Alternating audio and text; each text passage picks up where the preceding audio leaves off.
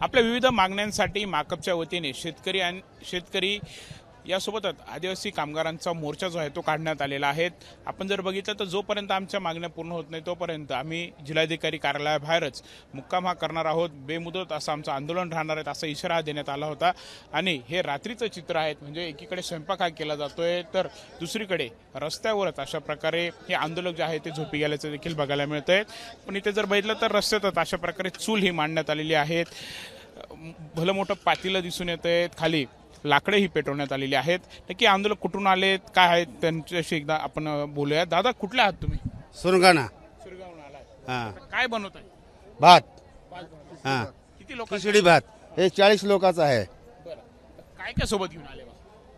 हे गाडी आहे, शिदा आहे, भांडे आहेत, फाटी सरपण आहे। हां। किती दिवस पुरेल एवढं सामान आहे आता? हे आम्हाला 8 दिवस तर पुरेल। थांबवला तरी 8 दिवस 8 दिवस पुरेल। हां। दादा, मला सांगाल का आता आहे की अशी वेळ काय येते तुमच्यावरती? आता तुम्ही इथेच मुक्काम देखील ठोकणार आहात? रघु सांगोटा तू सांग। आम्हाला आमच्या पद्धतीने बाकीचं हे भेटून राहिलं नाही ना।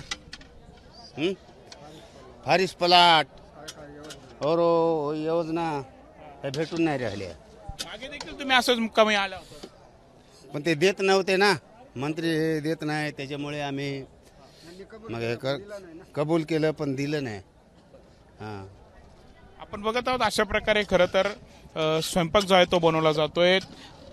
सोबत 7 ते 8 दिवस पुरेल एवढं ते स्वयंपाकाचं सगळं सामान जे आहे ते त्यांनी बरोबर आणलेलं आहे। आणि अशा प्रकारे ह्या आंदोलकांकडून सर्व तयारी जी आहे ती करण्यात आलेली आहे। कॅमेरामॅन किरण काटसह प्रांजल कुलकर्णी, एबीपी माझा, नाशिक। एबीपी माझा, उघडा डोळे बघा नीट।